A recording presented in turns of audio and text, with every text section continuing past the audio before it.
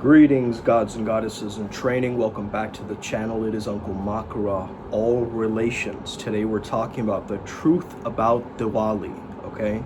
Let's rip the mask off of this thing. Now, first and foremost, my respect goes out to you, Flomishkaram and Flomaste, to you. If you are celebrating Diwali, all my Desi brothers and sisters, thank you so much for tapping in. I wish you all the best for this holiday season.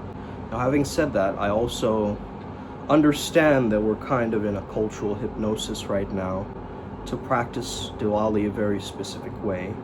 And without integration, it just remains another holiday, kind of a vacation type of feeling, rather than the embodiment of light winning against darkness, okay? Which is what it technically represents. If you want to post shiny reels, take pictures with diyas or candles, even hashtag Festival of Lights, feel free to go ahead. But what if you haven't earned the right to do so? What do I mean by that? You can't live in darkness and expect one day out of the year you're gonna then step into the light. Okay, it doesn't work like that. One night of diyas and candles isn't gonna make you divine. This is where most people have misattributed and mistaken worship for performance, right? They've mistaken dharma for decoration, right? You come for gossip, dopamine, brand discounts, and suddenly you're pretending that you're a part of Ram's lineage. By the way, I've been hearing fireworks here for the last 2 days, okay? Ram, the man who walked away from the throne without a flinch, who traded silk for bark, luxury for exile, and certainty for service. And you think you can celebrate his victory after spending a year just avoiding mild discomfort? Your Diwali has become a denial. You shop in his name, you consume in his memory, you drown in all this fancy lights and glitter, while his teaching was to burn the glitter away. So this is why Diwali has become like a Black Friday for the soul. Fireworks on the outside, pollution on the inside. And this year, we changed this. You light 1,000 lamps while your own inner lamp has been dead since your Amazon's last order. Diwali is not a party, it's a report card of your spiritual work. It's the exam of the soul. When the universe asked, did you live like Ram did? Did you? If you want to celebrate, then prepare. Prepare the way that a warrior trains for battle, and you're fighting a spiritual battle right now. Clean your life, not just your living room. Empty your ego, not just your wallet. If you can't sacrifice something real, your laziness, your vices, your lies, then please, spare us the candles. Ram's Diwali was earned through, I think, 14 years of exile. You would probably crumble without 14 hours of Wi-Fi. So light doesn't come from wax. It's the parts of you that it's burning and refusing to return. What if Krishna or Ram or any of the Hindu gods for that matter, or goddesses, what if they came back as devas and devis and saw the state of our planet during Diwali? Ram said, let duty lead. You said, let discount lead. The thing is, Ram didn't follow comfort, he followed truth. He didn't chase pleasure, he chased alignment.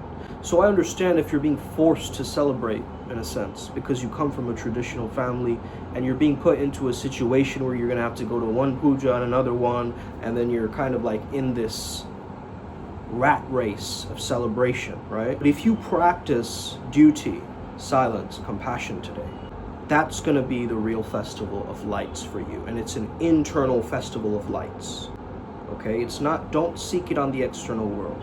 You do what must be done, not what is convenient. So this is not just some like good triumphing over evil bedtime story. I'm gonna be breaking down the occult anatomy of Diwali.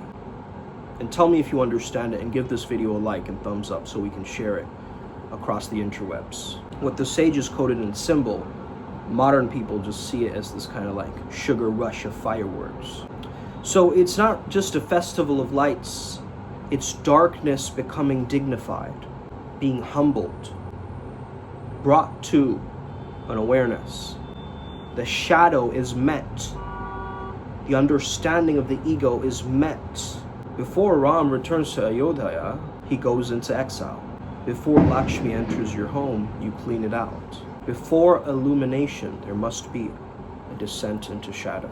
So each day of Diwali, it mirrors your 5 sheaths, or your 5 subtle bodies. Dhanteras is Annamaya Kosha.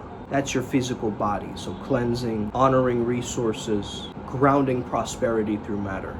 That's the Pranamaya Kosha, or the vital body. This is about purging energetic toxins and also destroying Narakasura, the parasite of inertia, right? He's like an archon of inertia, okay? Then we have the Lakshmi Puja, which is the Manamaya Kosha. This is for the mental body, so harmonizing emotion with devotion, and also the wealth of heart, spaciousness. Then we have the Govardhan Puja, Vijnanamaya Kosha, which is like the wisdom body. This is honoring your inner governance and the intelligence that lifts the mountains of karma. And then it ends on the Bhai Dooj, and this is for the Anandamaya Kosha, or the bliss body. Brother, sister, soul to soul. This last day is almost like a field where illusions die, where separation dies, okay? So there's only oneness. So this is 5 stages of initiation, right? Through your own inner layers of confusion you're going through, right?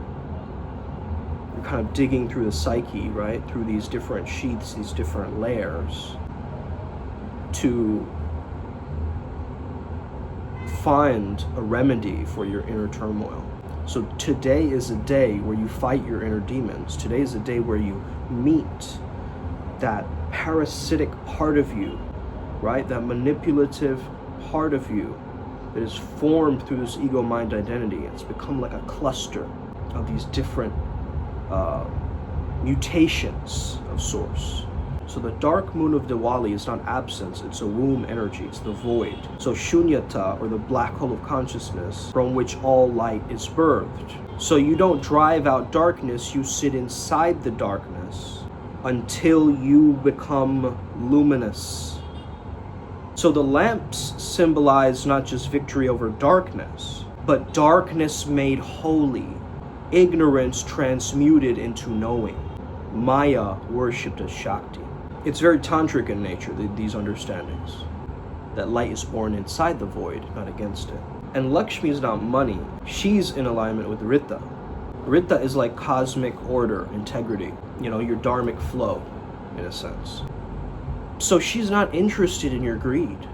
That's why her creature, or her Vahana, is an owl, because an owl sees through the night. So if your wealth is blinding you, you're going to lose your blessing. So true Lakshmi is not rupees, it's resonance, the frequency of the right rhythm between your inner and outer worlds. Ravan's 10 heads, the 10 sensory gateways, hijacked by egoic impulses. Ram is the archer of restraint. He's awareness reigning the senses. So Diwali is when consciousness slays fragmentation. Not an external demon, but the noise within our perception.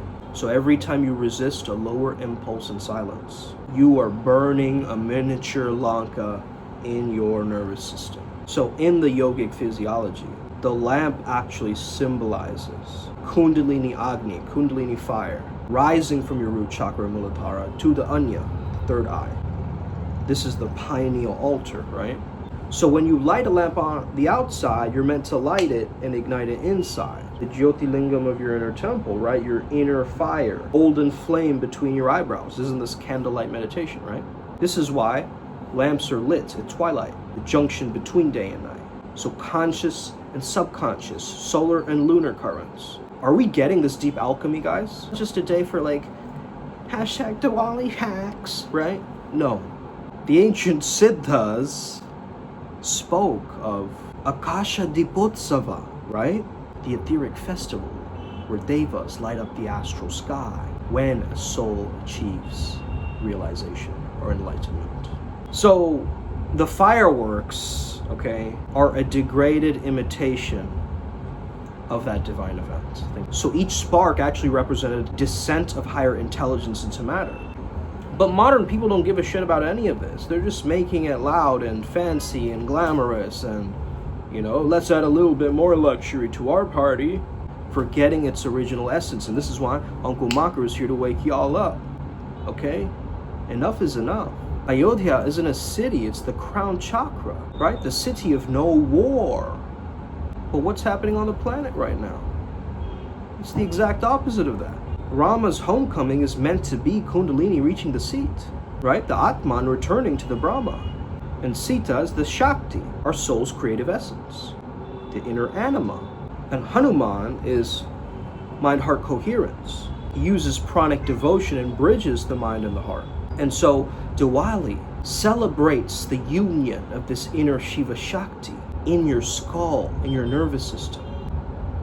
In your skull, with your nervous system turning into a temple. The oil's gone and only the wick remains. John Wick, that is. Pure presence with nothing left to burn, right? This secret mantra of Diwali isn't just Happy Diwali, Happy Diwali, Happy Deepavali, right? It's Nitya Shuddha Buddha Mukta. Eternal, pure, awake, free. It's a reminder. The light you're worshiping has never gone out. You've just been facing the wrong direction. Turn your drishti inwards, your focus inwards, and realize that the lamp was always on. The lamp was always on.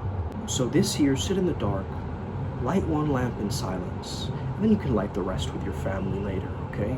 That's fine. But this is a Heroes Gamos festival, right? Of God and Goddess merging. Lakshmi is a fragrance of our own awakened soul, in a sense. And if we learn to watch our breath like it is the very flame of God, I think it's going to change our whole inner architecture and inner experience. Because think about the light that you are already. And now think about when this time rolls in, right? Even if you have no Indian roots, even, right? And you're just watching this just for some esoteric information, it still goes to show you that light will continue to dominate the darkness in every single realm imaginable. Now, it may be that there's people who morph the messages and, they take the Gita and they make it for their own hidden agendas. We get the stuff, but there's also a lot of good, right, that have come from this literature. And, from any sacred literature. I love to take the inherent holistic understanding of spiritual growth from all these different cultures, right? So, hey, I'm allowed to explore, right? As a person who is a strong omnist, right? I need to know what it's like to be a Buddhist, to be a Christian, to be a Hindu, and so forth, right?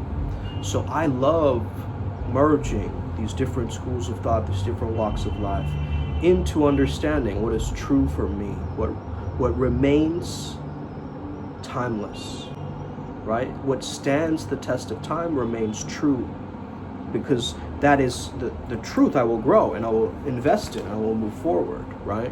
And this is the true mystic mentality, okay? This truth seeker, okay? Now, if you resonated with this, by the way, you can join our Telegram group. We have channelings every week. This month specifically, we're doing it Saturdays. Yeah, we'd love to have you on there, ask some questions, get acquainted with the tribe,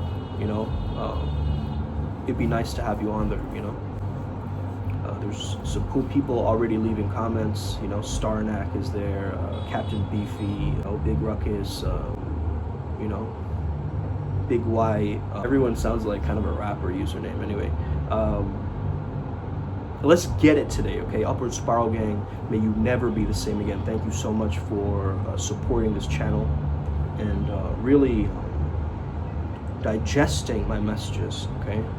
Digesting them properly, okay? I know sometimes it might be a little bit bitter, a little bit spicy, but hey, thank you for enjoying this meal, okay? You got this, we got this. Upward Spiral Gang, may we never be the same again. Let's win. Osa.